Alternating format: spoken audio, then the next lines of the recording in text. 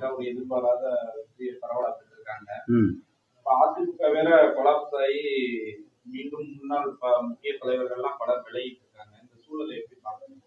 இல்ல நீங்க கொலாப்ஸ் ஆகின்னு சொல்லி சொல்றீங்க. ஆனா உண்மையிலே எனக்கு தெரிஞ்சு அப்படி இல்ல.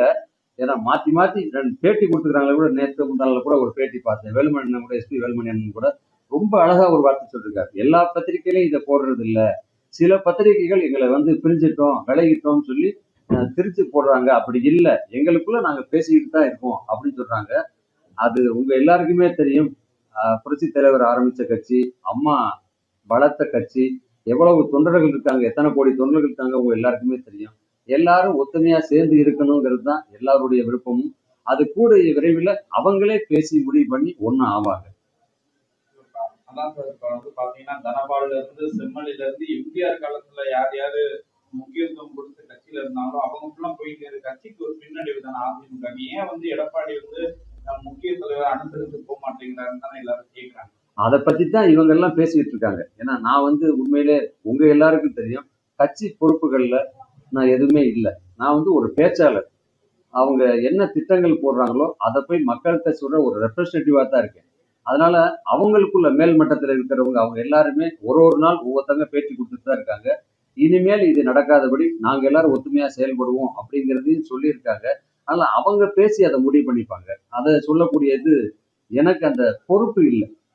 இப்ப பாத்தீங்கன்னா விஜய் பதவியேற்று ஒரு 2 வாரம் ஆயிடுச்சு. சரி. நிறைய கொலை குற்றங்கள் அங்கங்க கொலை சம்பவங்கள் நடக்குது. சூலூர்ல ஒரு 10ஆம் வகுப்பு மாணவி பாலியல் பலாத்காரம் செய்யப்பட்டிருக்காங்க. இந்த மாதிரியான விமர்சனங்கள்லாம் ஏற்கனவே ஆனந்த் சேர்ந்த திமுக வந்து கடுமையா வைக்கிறாங்க. எங்களை சொன்னீங்களே, இப்ப உங்க ஆட்சியில் அப்படி நடக்குது, நீங்க ஏன் பேச மாட்டீங்க அப்படின்லாம் கூட கேட்கிறாங்க. அதையும் நான் செய்தியில பார்த்தேன், படிச்சேன். 24 மணி நேரத்துக்குள்ள அந்த குற்றவாளி யாருங்கிறத கண்டுபிடிச்சிட்டாங்க. அப்புறம் நம்ம சினிமா மாதிரி ஒரே நாள்ல வந்து நம்ம நாட்டை மாத்தணும்னு நினைச்சா அது முடியாது. அது கொஞ்ச நாள் காலம் எடுக்கும். அதுக்கு உண்டான மற்றவங்க எல்லாருமே கூட சப்போர்ட் பண்ணணும், அவங்களுக்கு உதவியா இருக்கணும். அவர் இப்பதான் 2 வாரம் தான் ஆகுது நீங்க சொன்ன மாதிரி.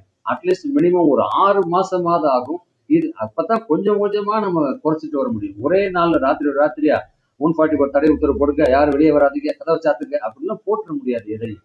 ஆனா கண்டிப்பாக கொஞ்சம் கொஞ்சமா அது குறையும். நீங்க பாருங்களேன். சார், இதே தானே கடந்த ஆட்சியில இதே மாதிரிதான் நடந்தது. அப்ப ஏன் அந்த மாதிரி இல்லாம விமர்சனம் இருந்துச்சு?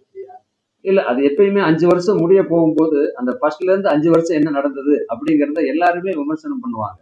அந்த 5 வருஷத்துக்குள்ள எவ்வளவு கொலை குற்றங்கள் நடந்திருக்கு, எவ்வளவு போதை புழக்கங்கள்ல இருந்திருக்கு, இது எல்லாம் வந்து இந்த எலெக்ஷன் வரும்பொழுது அவங்களுடைய மிஸ்டேக் என்னென்ன அப்படிங்கிறத எடுத்து எதிர்கட்சியா இருக்கிறவங்க போய் சொல்லுவாங்க.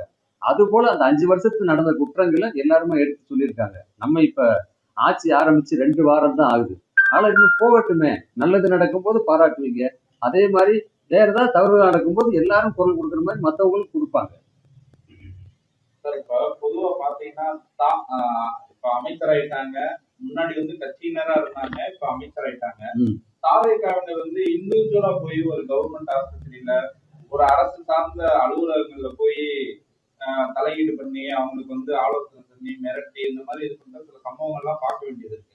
அத இப்ப இவங்க பண்ணாங்க. அது என்னன்னா உங்களுக்கே தெரியும். நம்ம எடுத்த உடனே இப்ப நம்ம பவரை காமிக்கலாம் அப்படின்னு நிறைய வீடியோக்கள்லாம் கூட பார்த்தேன்.